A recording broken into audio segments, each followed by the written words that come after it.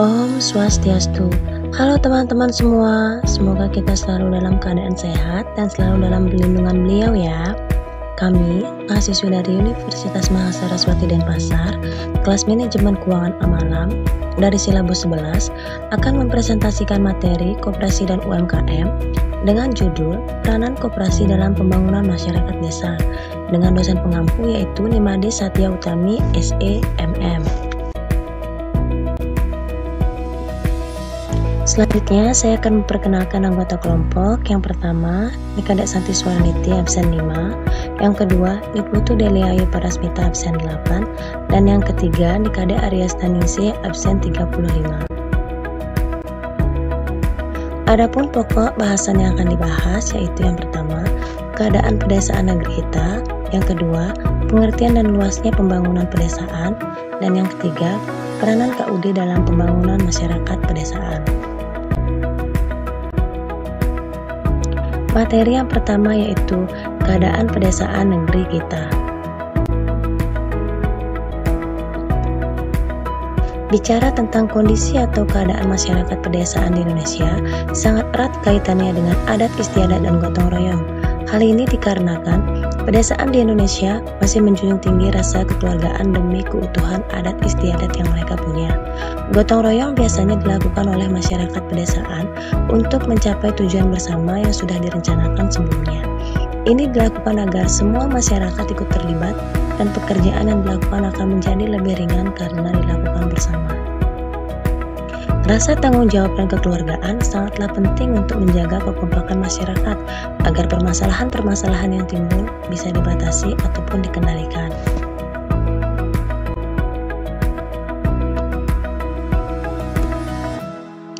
Selanjutnya yaitu ada permasalahan yang biasa timbul di daerah pedesaan.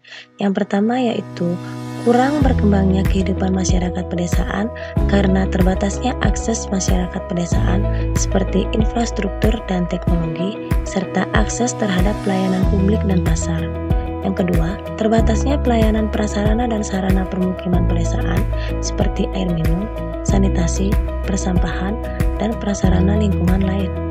Yang ketiga, kurangnya layanan kesehatan dan rumah sakit, dan terbatasnya SDM. Di Indonesia, sebagian besar masyarakat yang tinggal di pedesaan, khususnya di daerah perbukitan, memiliki profesi sebagai petani.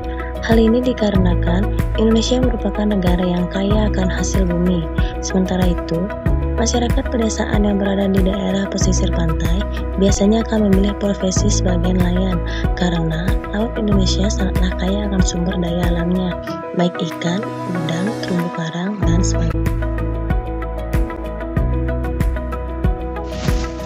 Adapun ciri fisik pedesaan, yang pertama, memiliki sekitar kurang lebih 1.000 jumlah penduduk. Yang kedua, kebanyakan tanah di pedesaan digunakan untuk pertanian, kecuali pedesaan yang berada di pesisir pantai yang berprofesi sebagai nelayan. Dan yang ketiga, di daerah pedesaan sebagian besar jalan batu dan tanah yang menyebabkan sangat minimnya transportasi darat yang bisa melewati terutama kendaraan roda 4.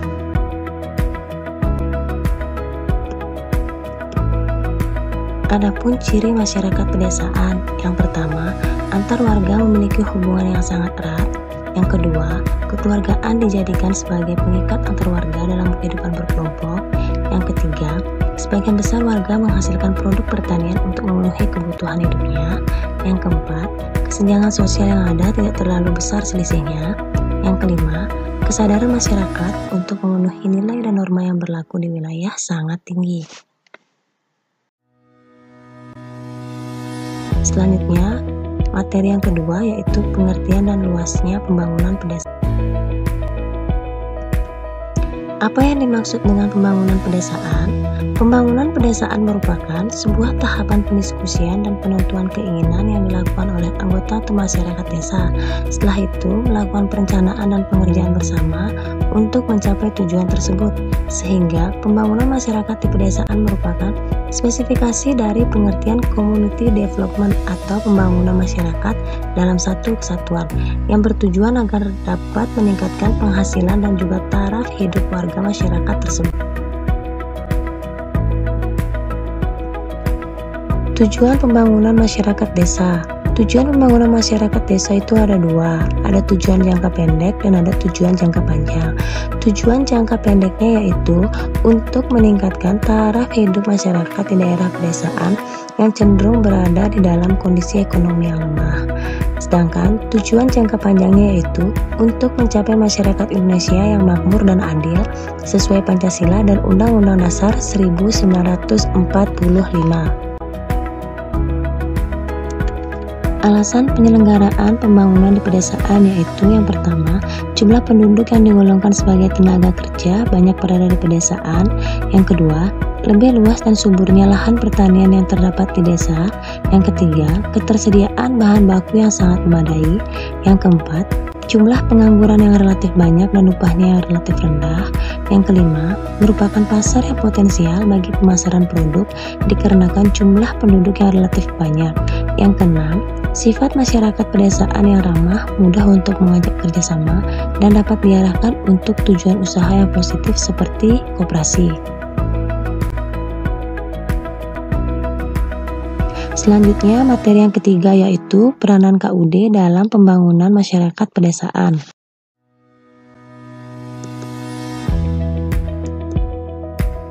Nah, untuk selanjutnya yaitu apa pengertian KUD? Pengertian KUD menurut para ahli itu yang pertama, menurut Warlucu dan Ismujawati dalam bukunya Koperasi Indonesia, menjelaskan bahwa KUD adalah peleburan dari beberapa badan usaha unit desa yang merupakan suatu lembaga ekonomi yang berbentuk koperasi. Dan menurut Arifinal Caniago dan Ijat Sirjudin dalam Wiwin Widayanti 2005, KUD adalah suatu organisasi ekonomi yang berwatak sosial dan merupakan wadah bagi perkembangan berbagai kegiatan ekonomi masyarakat pedesaan yang diselenggarakan oleh dan untuk masyarakat itu sendiri. Menurut pengertian secara umum, koperasi unit desa adalah suatu koperasi serba usaha yang beranggotakan penduduk desa dan berlokasi di daerah pedesaan.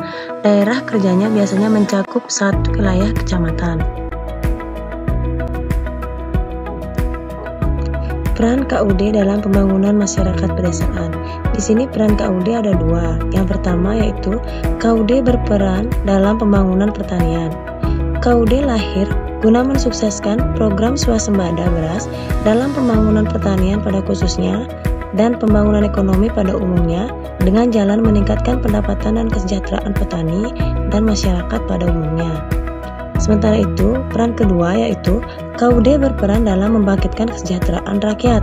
Saat ini, perekonomian nasional yang pertumbuhannya masih lambat bisa segera diatasi dengan mulai dari desa.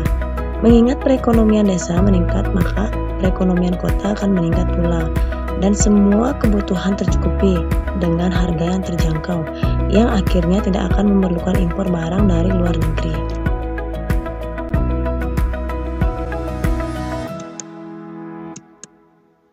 Menurut Muslimin Nasution, peranan koperasi dalam pembangunan masyarakat desa itu ada dua. Yang pertama yaitu peranan primer. Peranan primer antara lain: 1.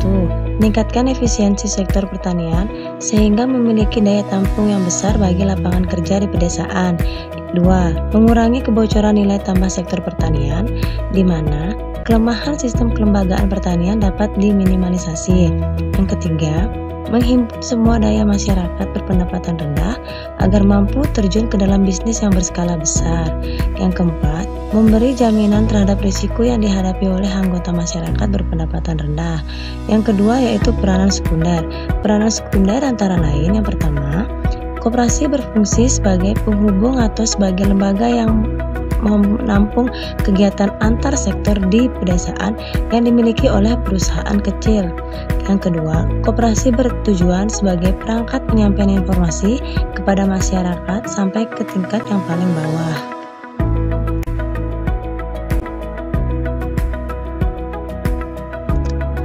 Berikut cara-cara peningkatan perekonomian desa. Yang pertama, bentuk koperasi di setiap desa, itu dengan anggotanya semua warga desa. Setelah itu, pendiri sesuai dengan prinsip koperasi yang sebenarnya, yaitu modal dari anggota dan kemakmuran untuk anggota. bentuk koperasi serba usaha baik itu untuk pupuk, sembako, material, dan lain-lain. Yang kedua, jangan membuka koperasi hanya untuk simpan pinjam karena memiliki resiko yang lebih besar. Bila salah penggunaan uang, maka berakibat macet di kemudian hari. Yang ketiga, perlu dilakukan penyuluhan bagaimana menangani koperasi secara profesional dan penyuluhan bagaimana cara meningkatkan hasil pertanian, peternakan, atau perkebunan jika ada. Yang keempat, arahkan warga desa untuk tidak selalu menggunakan pupuk kimia. Arahkan warga untuk menggunakan pupuk organik. Yang kelima, semua warga dibina untuk tidak selalu membeli barang yang sifatnya konsumtif. Arahkan warga dalam pembelian barang hanya karena kebutuhan dan bukan karena ketertarikan yang disebabkan oleh iklan, baik di TV, majalah, maupun di koran.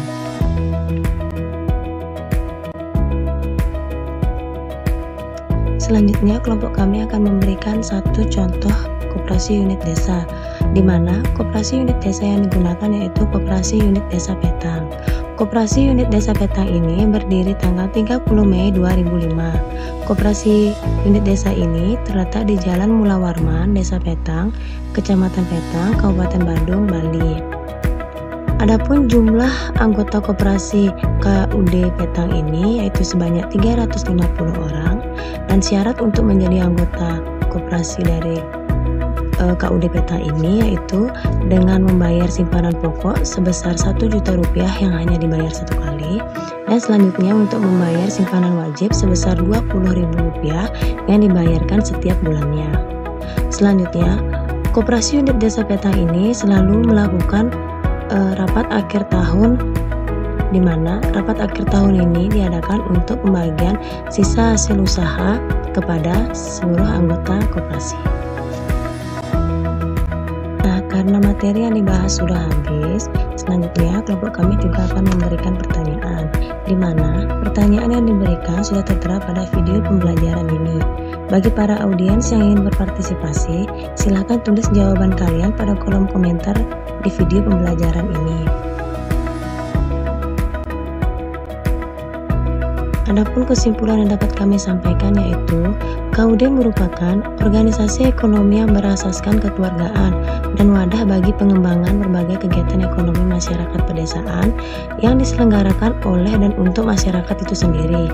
KUD memiliki manfaat dalam rangka pembangunan perekonomian desa untuk meningkatkan perekonomian nasional dengan cara membentuk koperasi di setiap desa.